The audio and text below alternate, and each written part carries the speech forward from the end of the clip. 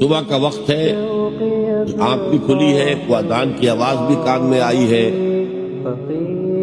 آپ کا نفس کہتا ہے ابھی سو جی۔ آپ نے اپنی چادر یا کمبل کو درست کیا اور کروٹ لیا، اللہ کے حکم کو پیچھے پھینک دیا، نفس کے حکم کو آگے رکھ۔ اس شرک کو جاننے والے بہت کم ہیں۔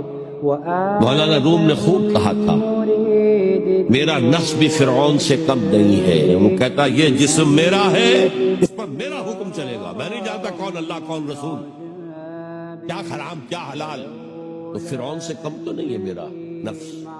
لیکن فرعون اس کی بہت مدد تھی، فوج تھی، لاؤ لشکر تھا، تو اس نے زبان سے بھی کہہ دیا کھل کر انا ربکم الاعلی۔